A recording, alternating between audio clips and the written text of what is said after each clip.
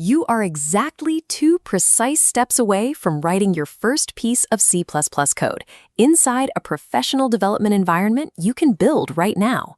To do this, you only need 2 tools.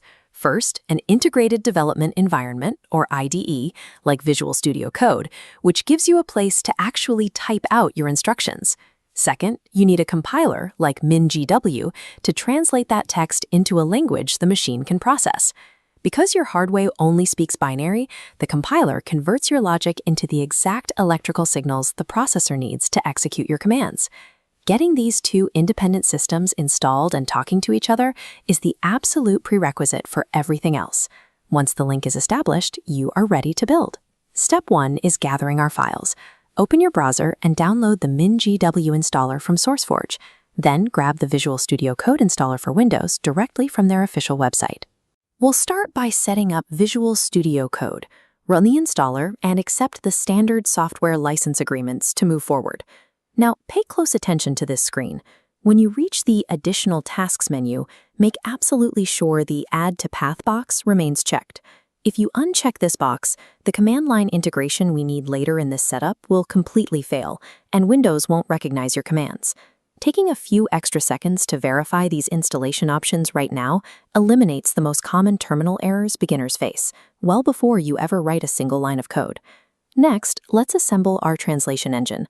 Launch the MinGW setup file you downloaded and click through the initial continue prompts to let the base installer run. Once that finishes, the MinGW installation manager will appear. You might assume you only need the specific C++ package here, but skipping the others often leads to missing dependency errors down the road. So, to avoid that, right-click on every single package listed and select Mark for Installation. Ensure all of them are flagged. With everything selected, navigate to the top left menu, click Installation, and hit Apply Changes. This triggers the download for the entire toolset. Depending on your system and internet speed, this step will take a few minutes. Just let it run until you see the confirmation message that all changes were applied successfully.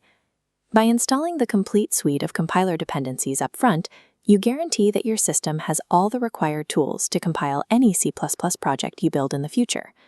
At this point, the compiler sits neatly on your C drive, but Windows has absolutely no idea it is there.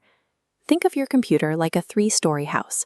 If someone arrives on the first floor, the people on the 3rd floor won't know unless they ring a bell. We need to ring that bell so the operating system knows how to locate MinGW.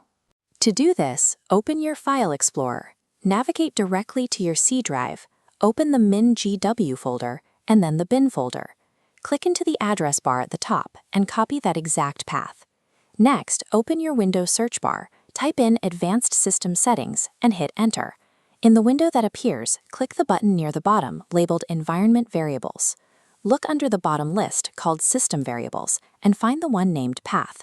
Select it, click Edit, click New, and paste the bin folder path you just copied. Hit OK on all open windows to lock it in. Setting that environment variable creates the invisible bridge between Visual Studio Code and your compiler. The system connection is established. Now open Visual Studio Code and look to the left-hand sidebar. Click on the icon made of 4 squares to open the Extensions tab. In the search bar, type C/C++ and install the official Microsoft extension. This provides essential language support like syntax highlighting and code formatting. Next, clear the search bar, type Code Runner, and install that extension as well. Code Runner gives you a convenient clickable play button right inside the editor. It bypasses the need to manually type out execution commands in the terminal every time you want to test your work. Let's test out our setup. Create a brand new text file and immediately save it to your computer as hello.cpp. That .cpp extension tells the editor it's a C++ file.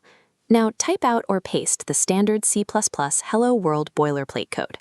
Don't worry about memorizing what IOStream or namespace means right now.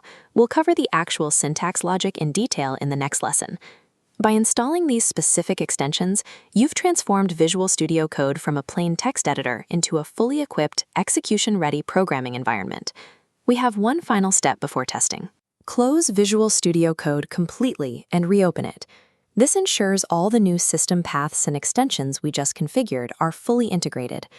Open up your hello.cpp file again. Look to the top right corner of the interface, and you'll see the newly added play button. Click it. Now, look directly at the terminal window at the bottom of your screen. You should see the word Hello printed in the output block. If that text appears, it proves your IDE successfully sent the code to the compiler processed it, and Windows executed it. Your tools are perfectly linked and operational.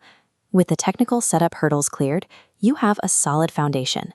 From here on out, you are completely free to focus on mastering the actual logic of C++ programming